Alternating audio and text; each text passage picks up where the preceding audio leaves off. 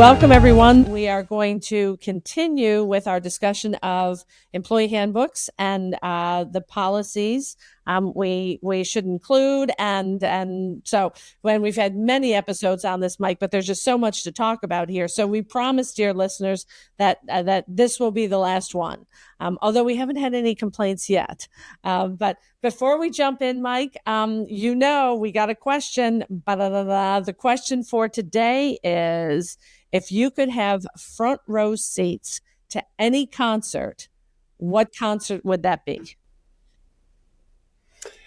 In their prime, I'm going to get it down to two. In their prime, very clearly, the Beatles and Van Halen.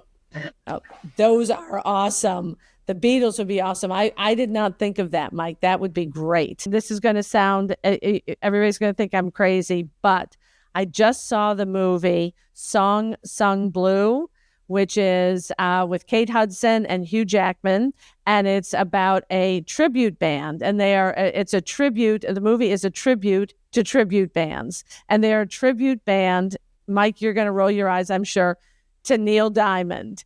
And I have to say, yes, but I have to say, it came to mind because, I mean, when I saw them perform, and it's a tribute band, and I see the costumes and all of that, I had no idea.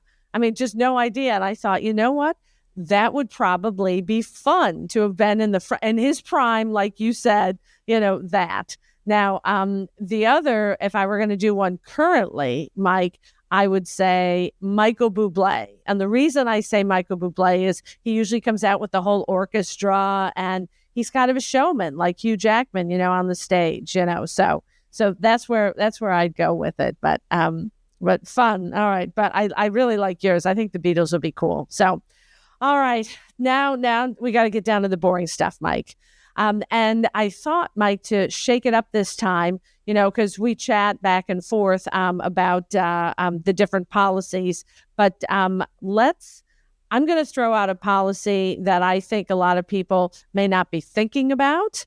And that should be included in the employee handbook. And then I'd love to hear your comments, and then you throw one out and that you think people may not be thinking about, or just think, oh, I have it in there. It's a sentence or two, not a big deal. And we'll point out why we think it's significant. So I'm going to start off, Mike, with the electronic monitoring notice. All right. And so for our listeners who aren't familiar with that, New York State, several years ago, is it 3 years now, Mike? I think it may be 3 or 4. Yeah. And you may be thinking, well, why you bring something up like that, Rosemary, if it's 3 or 4 years old? Because a lot of people aren't aware of it. All right. So the electronic monitoring notice, really simple. The New York State provides the language for you. You include it in your employee handbook. And basically, if, I'm just going to put it in simple English, it's, hey, employees, understand that we can check your emails that are on, our systems, your voicemail messages, basically any electronics that are, the property of the company and upon which you use it to do work. We may access that and monitor it without giving you notice. And so of when we're doing it, let's say on a particular day. This policy in the handbook, that is your notice, employee, that we may do that. And so that should be in everyone's handbook. Now, if you're sitting there thinking, oh my gosh, I don't have that in my handbook, you can give us a call. But quite simply, if you just go out and you do an internet search and just put in New York State electronic monitoring notice, it'll come right up with the language. Really easy. Don't change the language. Take it exactly as it is and just put it right in your employee handbook. Standalone policy, electronic monitoring notice. Now, the other thing I just want to say about that is that for those of you who may not be familiar with this, every new hire should actually be given a copy of this monitoring notice, the very one that you're going to put in your handbook. And you want to get a signed acknowledgement of receipt. So it's part of the standard onboarding process. Now, you may be thinking, oh, well, should Rosemary and Mike, should I turn around and give all of my current employees this notice because we didn't know about it? The answer is no. Okay, oddly, The law does not require you to do that. All right. So it's got to be posted in a conspicuous place where employees can see it and have access to it. So, i.e., the employee handbook. I also initially, when it came out, said, you know what?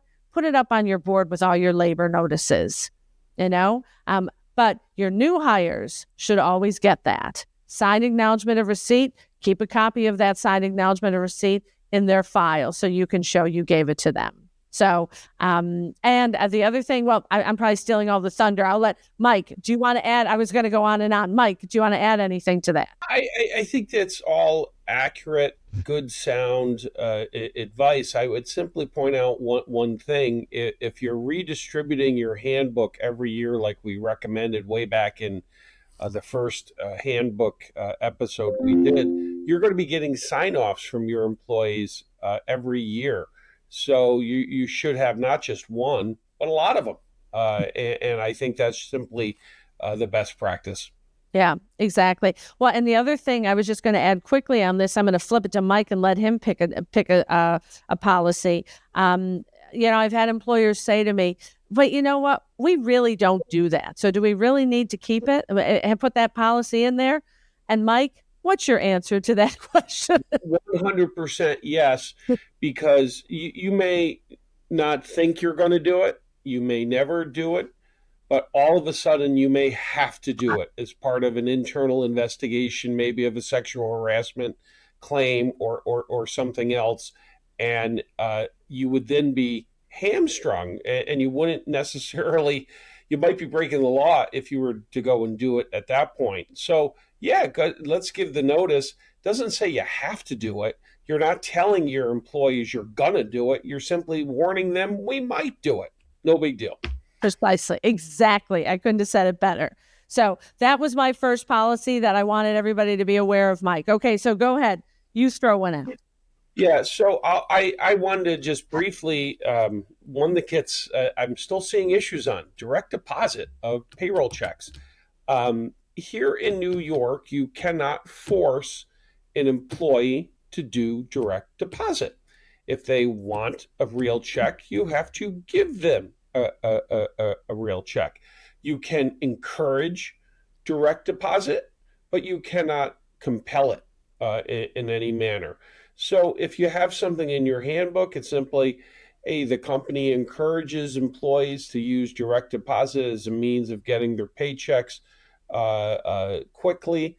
You are not required to do so. But that's something nice and simple, nothing dramatic. I do see still handbooks that we're reviewing where it's mandatory, and I'm like, not so fast. You can't do it. So nothing earth-shattering, just a nice little gentle reminder.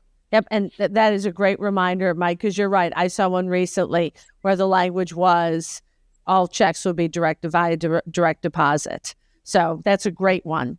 All right, so the next one on my list, Mike, is the HERO Act. All right, and the reason this is top of mind for me, Mike, is because a lot of us, have sat back and said, phew, pandemic is over. Yeah, COVID's still out there, but pandemic's over. And here in New York State, we were obligated, because we were in a pandemic, to put together a, what is it called, Mike? Was it a safety plan? I can't remember the official title of it. Yeah, I call it I think I called it a health and safety plan. Right. Yeah. Exact language the department used. Yeah. So a health and safety plan that talked about when there is some sort of pandemic, what are we as an employer going to do? So what is all of our policies and procedures in response to that? And so when it was no longer classified as a pandemic, a lot of employers pulled, there was in their handbook, they had a reference to the HERO Act. Some of them actually included the plan in their handbook, and they pulled all of that. Right. And what everybody needs to realize is that the HERO Act didn't go away. What the HERO Act says is that every employer in New York has to have a health and safety plan that says if some sort of health crisis, similar to what we had with COVID, were to arise, this is our health and safety plan. So we have to still comply with that. And let's hope we never have another situation like that. But what you have to have in your handbook is a reference to the HERO Act. So again, if you shoot us an email, we're happy to send over some sample language, but it should be a standalone policy. It'll say the HERO Act. Again, this is specific in New York State. And then you put in, I can't remember how I've written in the past, but, consistent with, the New York State, blah, blah, blah Act, employer X has a health and safety plan that outlines A, B, and C. It can be found in the following locations. If you have any questions regarding this, please contact so-and-so. All right, that's all it is. I would not include the plan in the handbook. It's going to make your handbook unnecessarily long, because here in New York, they had prescribed what had to be in the plan. So it's long. I mean, I think, Mike, it's like 11 or 12 pages long, depending on how much you put in it. Right? Yeah, and I would say there are still some employers that are including it, but if you want to include it, you can. I would make it an appendix, like the sexual harassment policy. That way it doesn't clog up, 10 pages in your handbook, exactly. or something like that. Mm-hmm. Yeah. So I just want to make sure that everybody has that in their handbook, that reference. So, all right, back to you, Mike. One I had is I see in a lot of handbooks policy on job descriptions. And, I just wanted to say not required, not mandatory in any sense, but maybe something generic is okay. But I just wanted to talk briefly on job descriptions. They're not binding on the government. Number one, the government will do their own investigation into what is an essential function of the job. They're not binding on wage and hour issues, meaning if you put the employees exempt or non-exempt in there, the government is still going to take a look, especially if it's an exempt status. I think job descriptions are something that I typically recommend be signed off on by the employee in the position. And when HR is developing them, I think it's something you need to talk to the supervisors about and the employees currently in the position to really figure out what the essential functions of the job are, as opposed to you sitting in your office and trying to do it and understand it. Go talk to the people in the position, because I think that would be very helpful. And I think a sign off is also helpful in case the employee tries to dispute later on what they were hired to do. The other thing I always put in a job description, I said, think about simple things. Does the employee need to be able to tell the difference in colors? Maybe they're working at a job where, color is important. Green is good, red is bad, and you hire someone who's colorblind and they can't figure it out. But there's easy ways around it. You write green and red on little stickers next to the buttons. So, job descriptions are good.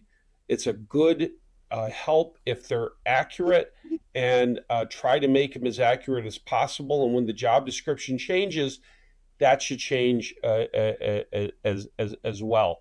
And, other little things, colors. Do you have to be able to read? Do you have to be able to write? Do you have to be able to understand English? These are things that maybe not, but sometimes they're overlooked.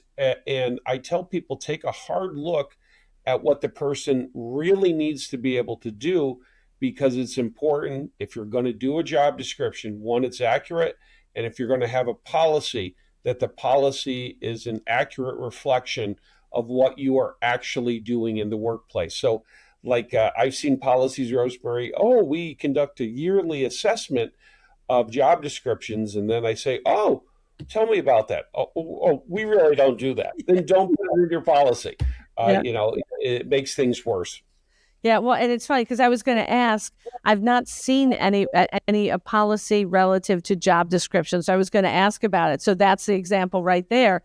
People Yeah. saying we do that. Okay, got it. So the other thing I'm going to throw out on job descriptions, Mike, and I want to hear your opinion on this.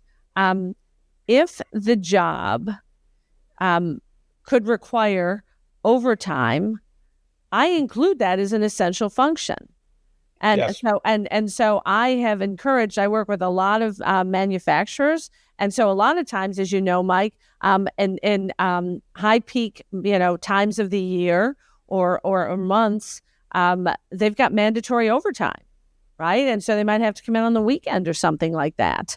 And somebody says, "Hey, I can't do that." And maybe maybe it's for childcare reasons. That's a whole nother discussion. But it may also be, we've had people say, I have a medical condition and I can't work more than so many hours, right? And so if the ability to work overtime is an essential function of the job, then we can have a discussion with that employee about that, because as we all know, you don't have to remove essential functions from a job.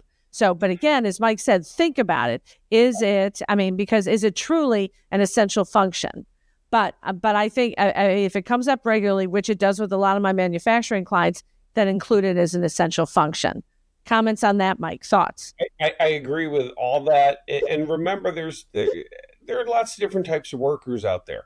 Ones that want as much overtime as they could possibly get, and they're happy for it, and they thank you very much. And then we have those out there that really don't even want to work 40 hours a week, let alone go over 40. And then I'd have the true class where they might have a medical condition that limits their ability to work, let's say, more than 40 hours in a week. We get these notes, Rosemary. Johnny can only work Monday through Friday, Yeah. 9 to 5. Yeah. And I'm like, wow, I wonder what disability causes that. I know. I've had that same discussion, but it's called push them back and start making medical inquiries. yeah. If it's truly an essential function of the job and they say they can't perform it, you're entitled to now know why and to discuss potential reasonable accommodations that could allow them to do that. And in this, if suddenly their doctor refuses to answer the questions that you pose, you don't have to grant the accommodation. They don't show, you discipline them for not doing their job, and you might have to fire them. So it's very important to push back when you want to push back, because I think most people don't want to work, and I think that's what you're seeing. But just realize the law is clearly on your side, employers, and we can push back. Yeah, exactly. Great point. All right, so I think it's my turn now. So I'm going to throw out just quickly paid prenatal leave. All right, and now to be clear, all right, so this is new in New York State. If you're not familiar with it, Mike and I we'll talk about it in another episode in the interest of time here. But for paid prenatal leave, there is not a requirement to include it in the employee handbook. Right. There are things that, we have to have our sexual harassment policy. Right. We're going to have our blood donation leave, others that, the HERO Act, these different things that we've talked about. New York State does not require us to include it. But I have, Mike, and I'd be interested in your take on this. I have been saying to my clients, why not put it in there? Right. So it's a simple 3 or 4 sentences, just outlines what the benefit is and directs people to HR. So again, it shows good faith on our part, compliance. We recognize what our obligations are, and we will comply with those obligations. I see no reason to hide the ball. But Mike, I don't know if you want to add. I agree fully, and I might actually take it a step farther and say why. I really, really encourage you to add it and to develop a leave form that gives the employee the ability to check the box. It's like, okay, what leave are you using today to go to prenatal care? They have their choice. they don't have to use the prenatal. They can use sick. Right. Yep. They could use PTO if they wanted to. It's up to them. And you just give them, you mark off the various boxes and you make them check it. You don't have to go into, more reasons and rationale why, but I would point out to them in writing that this leave bank exists. Mm-hmm. The other thing I think it's important just for tracking purposes, Rosemary, is your pay stub, that it clearly shows what leave buckets were used during the week. Was it Yeah. PTO? Was it sick and safe? Was it prenatal? I think the more you break it out, the better you are in the defense of any wage and hour claim that could Mm-hmm. come your way. So I totally agree with everything you say, and I would encourage everyone to expand it a little bit and to think about the form and the wage statement, and how all these things interact together, and just make your life easy. Yeah, I agree. That great points. Great points, Mike. All right, I'll flip it over to you. What's your next policy? Conflicts. I believe that you should have a very simple policy that requires employees not to self deal, and to alert the company in the event that they believe there's any potential conflict of interest. So you're a truck driver for Pepsi. Are you going to take a part-time job as a truck driver for Coke on the weekend? I don't think so, because I think Pepsi's going to have a problem with that. So, and I can't give you a magic list of everything that you should put in there, but if your brother owns company X and you're only getting bids from company X, there should be something in the policy that holds the employee accountable for self-dealing or potential conflicts. And we see some of this in, it's already starting to find its way into New York state law, like with the not-for-profit boards have a conflict of interest form they need to fill out every year. It's something similar to that I think you should at least consider, to put them on notice. Hey, if there's something we should know, you really need to tell us, and maybe give like 4 or 5 examples of conflicts, and put the burden on them. It's really it's a heads up policy, and potentially on the back end a discipline policy in case you discover the employee's been scamming you. Yeah. Um, and I don't think I have anything to add to that, Mike, other than I agree. I agree. All right. So, those were, so I threw out my 3 or 4. So I think, Mike, you had 2 more that you wanted to hit on. So I'll flip it over to you. I got I think 3 or 4, but I'll be quick with each of them. I promise. The first one I actually just thought of. It wasn't even on my list initially. Yeah. Is the following policy, to put the burden on an employee.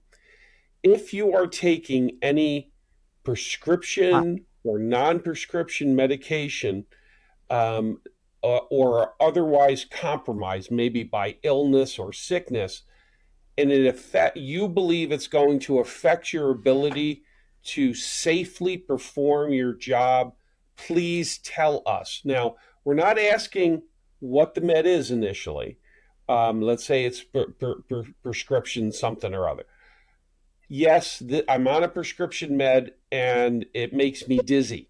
I don't want Johnny driving a forklift Yep. company car. And it's not, and basically you say, go to HR if this happens, or your supervisor. And then from there, we'll decide what we're going to ask the employee. But it's more of a safety policy, something that I think you're totally fine to ask, and you're putting the burden on them to come forward. Absolutely. And, that's kind of related, and we won't get into it because I think, Mike, we should actually probably do a whole episode on the alcohol and drug-free workplace. So we won't get into that now, but that's a lot, because when you think about it with, adult use marijuana legalized in New York and that. So we'll talk about that in another one, but Yeah. I agree. So, okay, go ahead. Another one, pay raises. I see a lot of pay raise policies, which is fine, Yeah. and I don't have an issue with it. But one of the things, or two things, I think you need to put in there. One, you're going to be okay with anyone that's listening. The other one, you're going to be real hesitant to put in. We don't guarantee a pay raise, and Absolutely, Mike. yeah, Absolutely. so and that's the one you're probably going to be okay with. I also think you should add in there, please remember, we reserve the right to modify pay downward. The reason I put that in there is I don't want anyone to ever think that you're guaranteed this forever. What happens if the economy takes a dive? Mhm. Where is one of the places that a company can cut costs? Potentially wages. And what happened during COVID? People's bonuses were taken away, people's Mhm. salaries were downward adjusted. I just like a little reminder in there to remind them of that. Not that you're going to do it, but I don't want to run into some crazy plaintiff's attorney that's going to say, you can't do that, and I'm bringing a claim against you. Just reserve your right to review salary upward, downward, or keep it the same every year or whatever period of time that you Yeah. care about, Right. whatever. So nice and simple. Yeah, and I want to add to that, Mike. I like that you said, it isn't guaranteed. And I would also go so far as to say a lot of employees will say, well, look, I got a satisfactory on my annual review, my performance review, or I got an exceeds expectations. I should be getting a raise, or you gave me a 2% or a 3%, which is the same as the person who sits next to me and they only got a satisfactory, I had an exceeds. What the heck? Because again, remember our employees can discuss, their wages. And so I like to include language in there that these reviews, when Mike was talking about the job descriptions, review them every year. And sometimes they'll put in there, we're going to review the job descriptions. A lot of times they'll put in, we're going to do performance evaluations every year. I don't want somebody thinking that performance evaluation directly leads to a pay raise. Yeah, and I would add one more thing. That's a great comment on performance reviews. I would also tell you this. I want the performance review to be an accurate assessment of the individual, the good, the bad, and the ugly. I see performance reviews, and I've had this happen dozens of times over the years, where they're only used as a pep talk and they don't put anything bad in. And I actually had a case once where we have to get rid of Johnny because he's Satan reincarnated and he's destroying the workplace. And I say, well, send over the discipline and the performance reviews. And 1 week before, they gave him a glowing performance review. And they explained to me it's a pep talk. No, it is not. And the other thing, Rosemary, on reviews, I like letting the employee comment. Mm-hmm. Uh, I think it's important that you look at the comment, that you react to it if necessary, but let them comment. And I just think it's a great it's a great area for you to potentially get some Yeah. great stuff from your employees on. Yeah, exactly. Uh, Go ahead. I Um, think you had uh, one more, right? yeah, benefits. Don't go crazy in the benefits section. Remember, depending on the benefit, they may or may not be covered by ERISA, and you may have summary plan descriptions. I think you put enough in the benefits to make sure the employees understand what they are and what they are not, and how to get them. Is it automatic? Things like that. Sometimes I review handbooks and the benefit section goes on and on and on and on. And the next thing you know, everyone is asleep because it's so long and detailed when you don't need to do it. I think that's one area where people can roll back a little bit in their Mhm. handbook. If they're looking for a shorter one, that may be a way to do it. Any thoughts on that? Yeah, no, I agree with you. And the only thing I will say, Mike, is that I have on occasion had our benefits partners look at Yeah. the benefits section because, full disclosure, listeners, I'm not a benefits attorney. Like I can go through and I can say, yeah, I get, I understand all of this. Oh, well, you should think about this, maybe remove that. But to get into the real nuts and bolts of it, which again, to Mike's point, you don't want to include all that detail. But some of them, when you get into like a tuition assistance, of course, that's also now the Trapped at Work Act, but still, you got a tuition assistance in there, or I'm trying to think of some of the other. There's a something about, if there's something about the Affordable Care Act, you've got references or discussion in there. Some employers have got those types of things. I think you want to have a benefits attorney look at and just make sure that you are giving the proper notices, because there are some requirements in that area that I myself am not qualified to do. Yeah, and I agree fully. The other areas we see it as 401k, the health insurance. I was drawing a blank. Yeah. Yeah, those you have to be careful with, and a simple explanation might be good, but then you may also need the summary plan description. Yeah. And that's where our benefit partners come into play. Right. And I tell everyone, labor and employment benefits is a subsection of it. And the other thing to realize, benefits there's a lot of crossover with tax. Yes, that's right. A lot of tax issues. So, sometimes the benefit partners we have also specialize in tax issues. So it's a real unique area. Yeah. And then my last area, and I promise, is safety. Oh. Either have a standalone safety manual or put it in your handbook. I don't care which way you do it, but you need to get a handle on what you are required to have in that manual, be via OSHA or the Department of Labor or the Department of Health. That is something that you must fine tune to your industry, to what regulations you must follow, etc. Because if the worst case scenario happens, you have a death at work, remember you have an obligation to call OSHA. I think it's within 4 or 8 hours, depending on the situation. They're going to say, where's your safety manual or safety policies? They're going to be asking, and they're going to ask about training and things like that. So it is something you really need to take a strong look at. Yeah. And I would also say this. I think, Rosemary, it would be a good idea to come back later and do some more on the handbook, not necessarily the next couple episodes, but I could probably rattle off another 20 policies. So I think to everyone that's listening, we're probably going to shift gears a little bit, but I think it's a subject that we can easily come back to at any time. Yeah, well, it's funny, when you were talking, I thought to myself, oh, you know what, we should talk about dress code. Lots of landmines and dress code.